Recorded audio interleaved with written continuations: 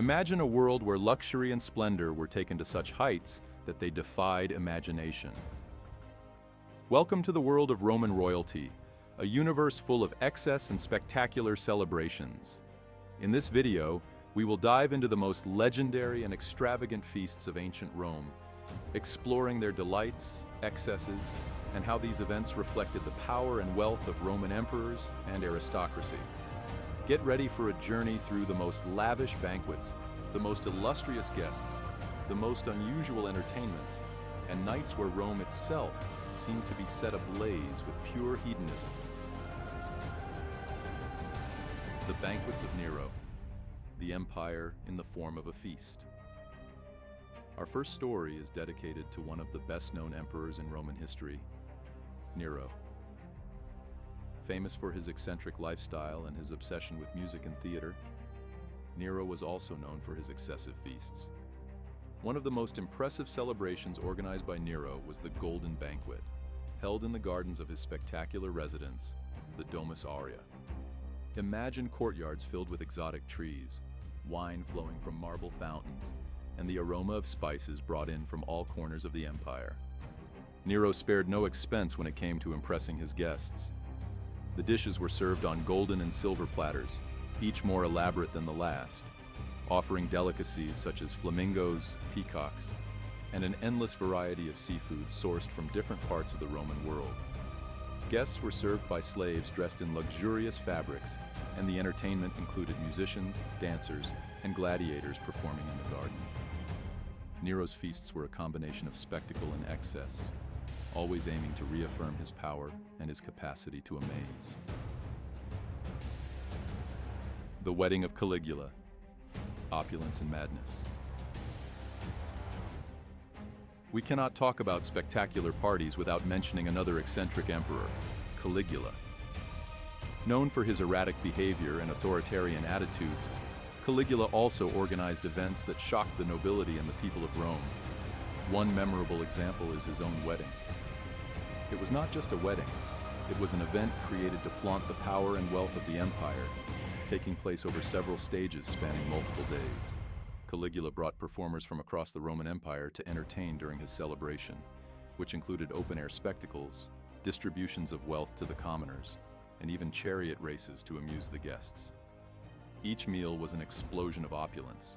Rare meats, exotic seafood, and carefully aged wines were served. In a typical Caligula twist, he insisted that some of Rome's most important senators serve the guests, just to show who really held the power in Rome. The Saturnalia, a popular festival turned into madness. The Saturnalia was one of the most important festivals for the Roman people, and, although not directly organized by an emperor, it was a time when even the aristocracy joined the celebrations. It was a celebration in honor of the god Saturn, symbolizing abundance and social reversal. During Saturnalia, normal rules were temporarily suspended. Slaves were granted freedoms, the wealthy dined with the poor, and a spirit of pure joy filled the streets. The emperors often participated in Saturnalia, offering large public banquets and gifts to the people. Homes and villas were decorated with garlands of leaves and fruits, and people dressed in festive clothing. It is said that in some Saturnalia festivals, grand gladiatorial fights were offered as additional entertainment, adding a spectacular yet violent touch to the celebration. It was a time when Romans experienced a rare taste of equality, and the festival became a true expression of the Roman spirit. The Banquets of Trajan. Expansion celebrated through feasts. Trajan was one of the most respected emperors of Rome, and his military victories were always celebrated with extravagant feasts. When Trajan returned triumphant from his campaigns in Dacia, he organized a series of spectacular banquets, open to the public, so the people could share in the glory of Rome. Trajan's feasts were not just about luxury. They were also about including the people in the empire's achievements, a way of reaffirming the unity of Rome. Trajan's banquets involved the consumption of tons of wheat, meat, and wine. Large tables were set up in public squares, and the people gathered to eat, drink, and watch the spectacles organized by the emperor. These events included gladiators, horse races, and displays of exotic animals captured during military campaigns. Trajan wanted every citizen to feel part of a glorious and expanding empire, and his feasts were proof of that. The Feast of Titus, inauguration of the Colosseum. One of the most spectacular events in Roman history was the inauguration of the Colosseum by Emperor Titus. To celebrate the completion of this architectural marvel, Titus organized a festival that lasted 100 days. This monumental event was more than a party. It was a demonstration of Roman might and the capacity to entertain the people with grandeur and violence. During those 100 days, Titus offered a series of spectacles that included gladiator battles, simulated naval battles, with the arena being flooded to create an artificial lake, exotic animal hunts, and public executions. These spectacles were intended not only to entertain, but also to impress the people with Rome's ability to dominate both men and nature.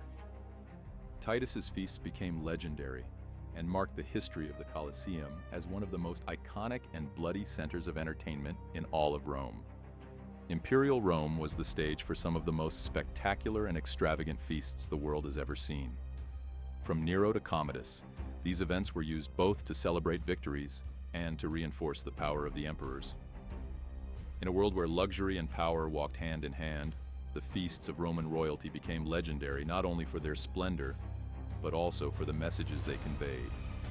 They showed the people and the aristocracy that Rome not only had the power to conquer territories, but also to dominate pleasures and luxury, turning celebration into a true political act.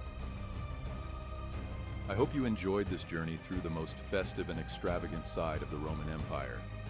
If you liked it, don't forget to like the video and subscribe to the channel for more fascinating stories from the ancient world.